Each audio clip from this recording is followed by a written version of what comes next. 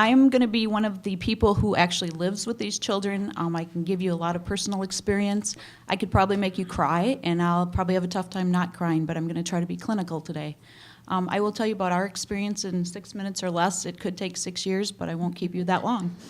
Our first experience, and don't ask me why we started this, because there's probably a million reasons, but it's probably divine intervention. We adopted a 3-year-old little boy, cutest little boy you can imagine. However, his background was not very cute. He had been living with a biological grandmother. His own 16-year-old mother had been removed into foster care herself. There were 5 other siblings of the mother at home. These kids were tied to beds at night because the mother or the grandmother wanted to go out drinking, and she certainly didn't want the kids getting up and getting into trouble, and they were all under the age of 10. When she came home, she'd be quite angry because alcohol did not agree with her, and she thought it was her job to abuse the children, both sexually, physically. Very traumatic, saw many porno movies by the age of 2, had seen a lot of sexual acts. By the time he was removed, we have pictures, he was bruised, battered, pretty much a wild little animal. And he was the lucky one because the other 4 did not get removed. She moved to another county and started all over again. We were just lucky because his mom happened to be in foster care and she signed a release. He went into foster care, had an excellent foster care experience. The foster care mother devoted her life to this child for 1.5 years. She intended to adopt him, but she had personal issues that she could not. We were called and said, if you can pick up this little boy in 3 days, he's yours. We were pretty naive. We just thought he was cute. We thought it was great that he didn't cry at all because, wow, we just met him and he seems to like us. Later, we learned about attachment disorder.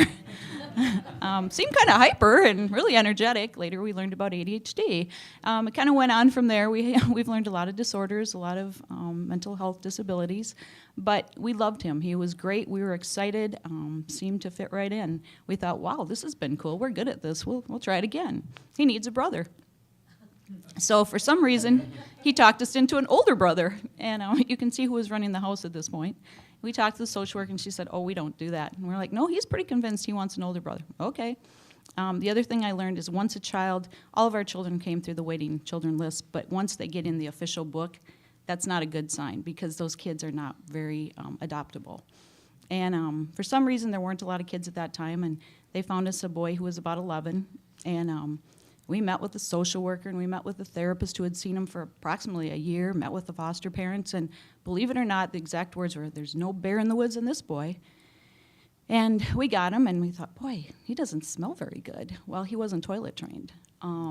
We took him to get new shoes, and the man at the store said, son, you need to tie those shoes up. And I saw the helpless look and I thought, he does not know how to tie his shoes. I said, I'll tie him. We took him to school and we realized he couldn't spell the word cat, couldn't add 2 + 2.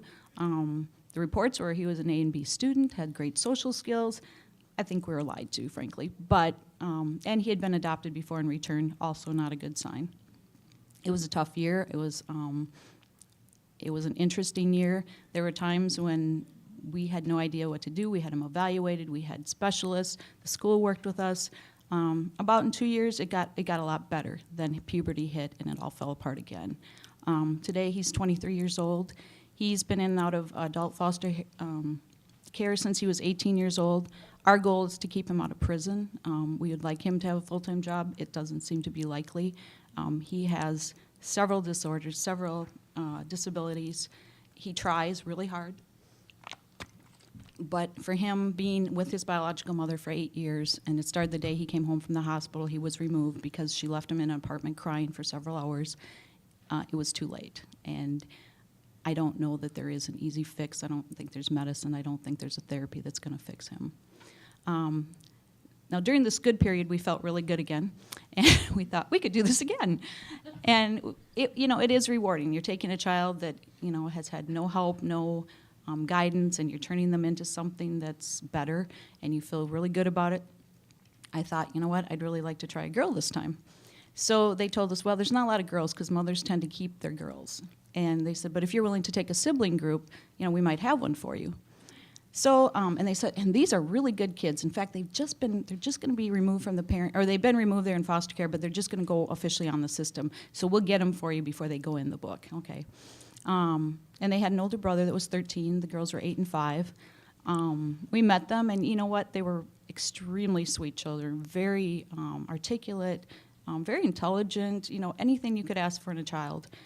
The older brother, we were a little concerned about 13. We knew that that's a tough age for any boy. We were a little more concerned when we went to the house one day to interact with the kids, and he came out of a bedroom with 5 other boys, and clearly they had been doing something that was probably drug-related. So we asked more questions. Oh, no, there's no drugs here, no nothing. 6 weeks after he moved into our house with his sisters, we found out he was addicted to chemical inhalants and needed complete residential treatment and ended up going into treatment for the next 5 years. Our girls have done pretty well. Our daughter is 19. She is at college. She's in her 2nd year. She is not able to drive. She has a PCA that lives with her full time, but she's doing pretty well. We're extremely proud of her. Our 16-year-old daughter is in high school. She's mostly an A student. She takes 9 medications a day, every day, some twice and 3 times a day for anxiety, ADHD. She has asthma. She has several different health issues, but I think if you met her, you'd find it hard to believe. So I guess what I'm saying is, you have to get in there early. It's too late by the time they're 8. It's too late by the time they're 13. These kids need help before they're born. Most of my kids were born to parents who had some type of addiction or were on chemicals of some kind. They were abandoned, abused, neglected. It doesn't go away. Once you damage a mind and a brain and a soul, as I was telling you, my first son that we adopted was tied to a bed. To this day, he's 20 years old. He doesn't sleep in a bed. He sleeps on the couch. He sleeps on the floor. We've had him hypnotized, counseled, medicated. Can't get that boy in a bed. And, this is a long time later, and there's been a lot of intervention, but I don't think we're going to solve that problem. So if you have any questions, we've had good system help. We've had excellent therapists. We've had excellent social workers. I think we've had excellent judges because we've been to court quite a few times. A lot in the last week, as a matter of fact. My son, who was tied to the bed, is 20, and for the last year, he's struggling. He's struggling with meeting his birth family and reconciling what happened to him. He's depressed. He's angry. I don't blame him. It doesn't mean he gets to go out and do bad things, but I don't blame him. So if I can help or answer any questions, I'm here today.